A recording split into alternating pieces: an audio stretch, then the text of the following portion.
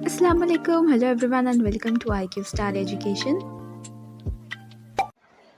तो ये वीडियो में हम रिफ्रैक्शन ऑफ लाइट ये चैप्टर को कंटिन्यू करेंगे। This will be the second part of the chapter, second part of the video.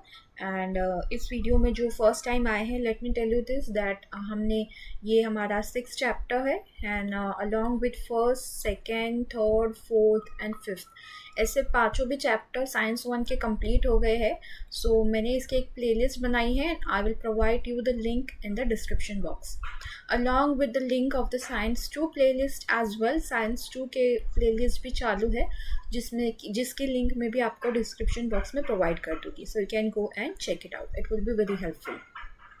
तो बात करते हैं हमारे ये 6 चैप्टर की जो हम कंटिन्यू कर रहे हैं इस वीडियो में। तो हमने अभी तक कितने टॉपिक्स को कवर किया, एक बार उससे हम थोड़ा सा रिवाइज कर लेते हैं। हमने रिफ्रैक्शन देखा क्या है, अलॉन्ग विथ उसका एक्सपेरिमेंट को भी हमने स्टडी किया था। हमने देखा था कि कोई भी लाइट अपना डायरेक्शन जब चेंज करती है while going from one medium to another medium, वो होता है रिफ्रैक्शन। अलॉन्ग विथ हमने उसका एक एक्सपेरिमेंट को भी स्टडी किया था जिसमें एक रेक्टेंगुलर ग्लास स्लैब लिया था जिसमें से हमने लाइट पास की थी from, and the ray of light was passing from rarer medium to denser and from denser to again rarer medium. हमने देखा था उसके लाइट की रे कैसे चेंज हो रही है एंड कैसा उसका डायरेक्शन चेंज हो रहा है। ये हमने ऑलरेडी कवर कर चुका है लास्ट वीडियो में, तो आप जाके इसे देख सकते हैं। अलॉन्ग विथ हमने 3 लॉज को स्टडी किया था, laws of refraction, refractive index and the 3 rules which are very important for this video as well. हर एक वीडियो, हर एक कंसेप्ट एक दूसरे से कनेक्टेड रहता है, तो आपको बहुत ज़रूरी है कि आप जाके वो भी वीडियो चेकआउट कर लीजिए and it will be very helpful for this video as well. हमने देखा था कि जब रेयरर से डेंसर लाइट जाती है तब वो कैसे बेंड होती है, डेंसर से रेयरर जाती है तब कैसे बेंड होती है, एंड परपेंडिकुलर जाती है तब कैसे बेंड होती है या बेंड होती ही नहीं है। तो वो सब हमने स्टडी कर लिया था। अब आते हैं हमारे आज के टॉपिक पे जो कि बहुत ज़्यादा इम्पॉर्टेंट है। इस पे क्वेश्चन हर बार बनते हैं एग्जाम्स में, that is the twinkling of stars. अब हमने हमेशा देखा है जब हम आसमान में देखते हैं at the time of night and when we see lots of stars in the sky they are twinkling, और हमेशा से हमें ये बोला गया है या हमने सुना है दैट स्टार्स ट्विंकल करते हैं। तो क्यों करते हैं, उसके पीछे का रीज़न क्या है, वो आज हम इस चीज़ को स्टडी करेंगे। तो जो स्टार्स है they are very very far from the earth, और वी कैन से जो स्टार्स है वो बहुत लाइट ईयर्स दूर है हमसे। हमने देखा था लाइट ईयर्स टर्म, ये हमने पढ़ी थी प्रीवियस क्लासेस में। जब डिस्टेंस बहुत ज़्यादा होता है तब लाइट ईयर ये मेजरमेंट हम यूज़ करते हैं। जैसे हम किलोमीटर, मीटर ऐसे डिस्टेंस के लिए यूनिट्स मेजर करते हैं, वैसे लाइट ईयर भी एक ऐसा यूनिट है जो हम डिस्टेंस को मेजर करने के लिए यूज़ करते हैं। तो बहुत लाइट ईयर्स दूर होते हैं स्टार्स, और इसीलिए हम उसे एक पॉइंट सोर्स की तरह मानते हैं। वो अर्थ से एक पॉइंट सोर्स की तरह दिखता है।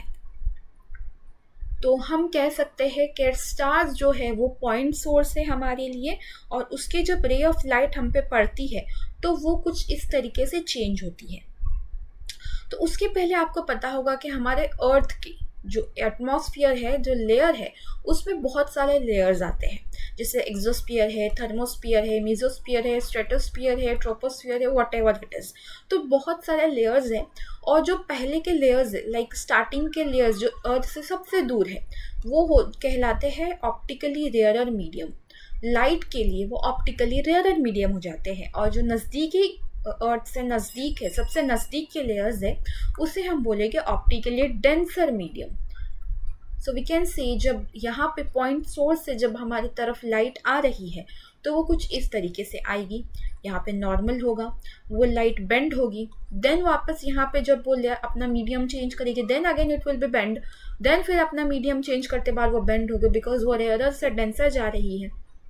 देन हमें जो वो लाइट सोर्स है वो हमारे तक आने तक वो पूरी बेंड हो जाती है, और हमें अगर यहाँ पे स्टार है तो वो हमें यहाँ पे दिखेगा एग्जैक्टली, बट वो एक्चुअल उसकी पोजीशन क्या है वो उससे थोड़ा सा दूर है। तो हमारी जो आंखें हैं वो एक्चुअली में धोखा खा रही है, बट यही होता है हम लाइट का जो रिफ्रैक्शन है वो इसी तरीके से होता है।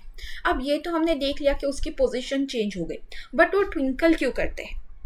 सी स्टार्स जो है वो बहुत हायर पोजीशन पे है, और उसी की वजह से जो एटमॉस्फेरिक एयर है, जो एटमॉस्फेरिक एयर है एज वेल एज टेम्परेचर है, सभी लेयर्स का मिला के वो कॉन्स्टेंटली चेंज होते जाता है, they are constantly changing, and because of that the refractive index is also changing. हमने देखा था रिफ्रैक्टिव इंडेक्स क्या है, तो रिफ्रैक्टिव इंडेक्स हमने देखा था जब वैक्यूम से कोई मीडियम में जा रहा है तो उसे हम रिफ्रैक्टिव इंडेक्स बोलेंगे। So that's what I am talking about, कि जब एटमॉस्फेरिक एयर, टेम्परेचर, ये सब चीज़ें कॉन्स्टेंटली चेंज हो रही है तो उसका रिफ्रैक्टिव इंडेक्स भी चेंज हो रहा है, एंड दैट्स वाई उस जो स्टार की पोजीशन है, जो स्टार की पोजीशन है एज वेल एज उसकी जो ब्राइटनेस है, वो दोनों भी कॉन्स्टेंटली चेंज होते रहते हैं। Position and brightness of the stars are constantly changing due to the changing atmospheric air, और we can say the motion of the atmospheric air and the temperature, and that leads to the change in the refractive index, और इसी की वजह से इस phenomenon को बोला जाता है twinkling of the stars। और यही है हमारा किस्सा जो कि यहाँ पे भी अप्लाई होता है। अब यहाँ का क्या बात है हम जानते हैं। तो ये चीज़ आपने देखी ही होगी eight the time of sunset and sunrise. ये जो चीज़ है वो आपने नोटिस भी की होगी कि हमें लगता है कि यहाँ पे अर्थ ख़त्म हो रही है, यानी कि क्या हो रही है, अर्थ यहाँ पे ख़त्म हो रही है, but it is not true, वो सिर्फ हमारी आंखों को वैसा लगता है। और इसे हमने नाम दिया है हॉराइजॉन, हॉराइजन या हॉरिजॉन भी बोलते हैं। तो इसे हमने एक टर्म दी है हॉरिजॉन या होराइजन। अब एक्चुअल में होता क्या है, एक्चुअल में हमारी आंखों को वैसा लगता है eight the time of sunrise. Eight the time of sunrise क्या होता है, सनराइज नहीं हुआ होता है बट स्टिल ड्यू टू, जैसे मैंने आपको जैसे ट्विंकलिंग ऑफ स्टार्स में बताया था, सनराइज होने के लिए कुछ देर पहले क्या होता है, वो लेयर्स से होते होते बेंड होते होते आता है हमारे आंखों की तरफ, और हमें ऐसा लगता है कि सनराइज हो गया but still it is not rise. और वैसे ही होता है सनसेट के टाइम पे भी, सनसेट हो जाता है बट स्टिल हमें सन अपनी आंखों के सामने दिखता है। It's due to the changing medium, और we can say the changing refractive index. जो लेयर्स से होते हुए हमारे लाइट रे आ रही है वो कॉन्स्टेंटली चेंज हो रही है, कॉन्स्टेंटली बेंड हो रही है, जिसकी वजह से हमें ऐसा लगता है कि सनराइज हो गया है या सनसेट हो गया है, बट वो तभी तक हुआ नहीं होता है। तो यही चीज़ थी जो कि कॉन्स्टेंटली पेपर में पूछी जाती है हमेशा। तो ये आपको दो चीज़ें हमेशा याद रखनी है। Along with one more thing that we are going to learn is the dispersion of light. इसका आधा कंसेप्ट हम अभी डिस्कस करेंगे, अभी लर्न करेंगे, बिकॉज वीडियो बहुत लंबी हो जाएगी पूरा कंसेप्ट एक ही बार में पढ़ने के लिए। उसके पहले आपको ये चीज़ पता होनी चाहिए कि जो लाइट है वो एक इलेक्ट्रोमैग्नेटिक वेव है। एक क्या है, इलेक्ट्रोमैग्नेटिक वेव है।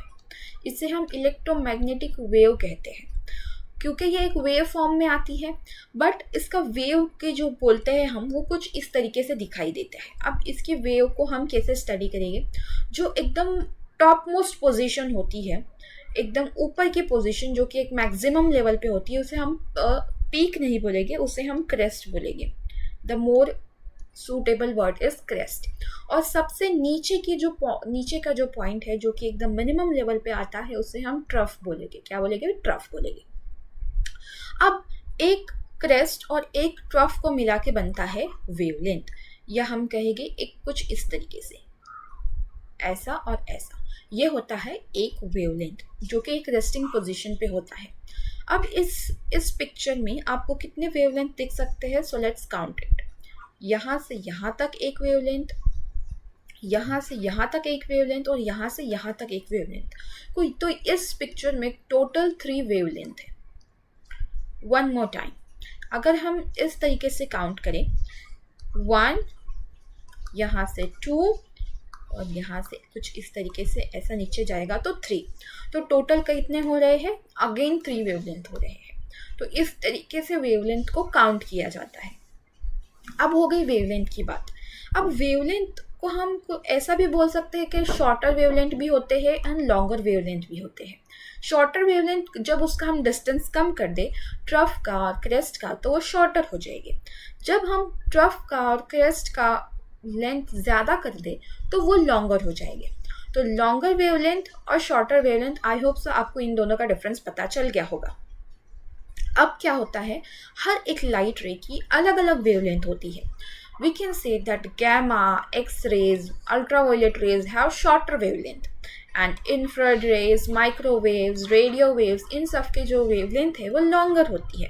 और उसी तरह से हमें लाइट जो है वो visible होती है हर एक कलर्स में। Along with it, it comes with a very important concept of frequency।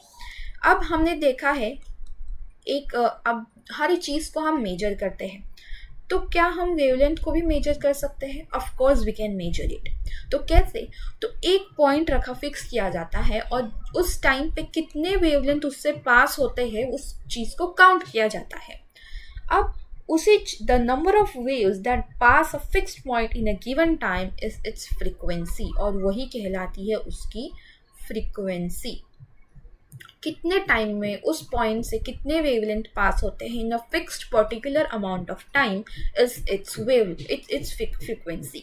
अब जब हम वेवलेंथ की लेंथ बढ़ा दें, लेट्स से हमने वेवलेंथ की लेंथ बढ़ा दी कुछ इस तरीके से की, तो क्या फ्रीक्वेंसी कम होगी?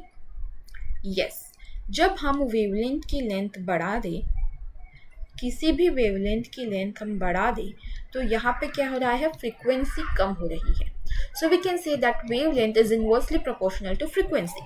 अब हम वेवलेंथ को कम कर दें, हम उसकी वेवलेंथ को कम कर दें, उनके लेंथ को कम कर दें, तो क्या हम कहेंगे कि उसकी फ्रीक्वेंसी ज़्यादा हो गई बिकॉज उस पॉइंट से बहुत ज़्यादा वेवलेंथ पास हो रही है? Yes, we can say that. तो इसी तरह से हम इस कंक्लूजन पे आ सकते हैं that wavelength is inversely proportional to the frequency. और यही मुझे आपको इस वीडियो में अच्छे से कवर करना था, दैट वेवलेंथ का कंसेप्ट आपको अच्छे से जब समझ में आएगा तब आपको डिस्पर्जन क्या है वो भी अच्छे से समझेगा। आई होप सो आपको वेवलेंथ का कंसेप्ट अच्छे से समझ में आ गया होगा। सो नेक्स्ट वीडियो में हम डिस्पर्जन ऑफ लाइट को भी कंप्लीट कर लेंगे।